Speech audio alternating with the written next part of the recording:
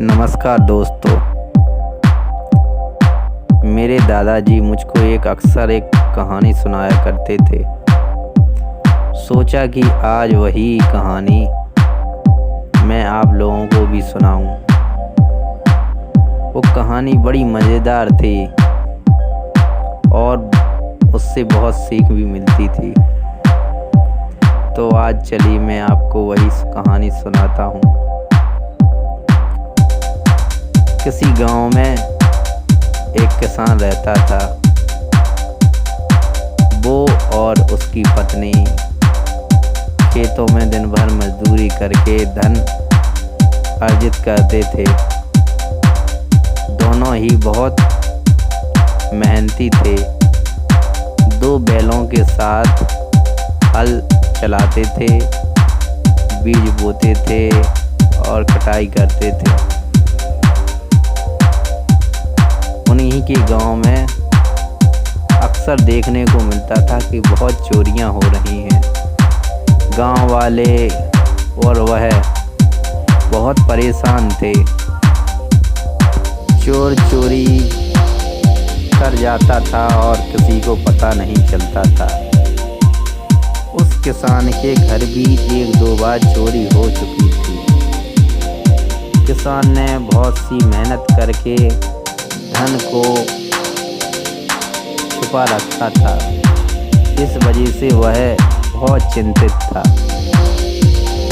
एक दिन सोचते सोचते किसान ने एक तरकीब निकाली। वह खेत से एक बिच्छू पकड़ लाया और किसान ने एक कटोरे के नीचे अंधेरे में रख दिया। दोनों पति पत्नी आराम से अपने कमरे में लेट गए। बहुत इंतज़ार करने के बाद किसान ने सोचा कि आज उनके ही घर में चोरी होगी।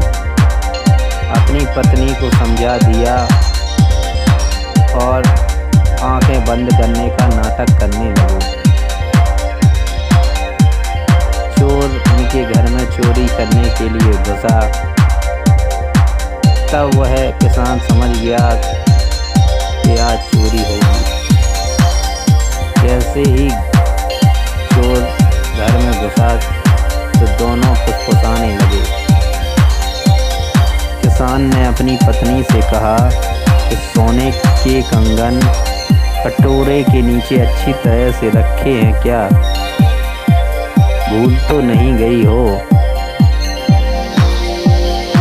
तब चोर ने उनकी बातों को सुनकर बहुत खुश हुआ और कटोरे को देखने लगा, खोजने लगा। वह धीरे धीरे उस कटोरे के पास गया और जैसे ही उसने कटोरे के नीचे हाथ किया, वैसे ही बिच्छू ने उसके हाथ में काट लिया। काटने के बाद चोर जोर से चिल्लाने लगा और तुरंत ही किसान और उसकी पत्नी उठे और चोर को पकड़ लिया। फिर जोर से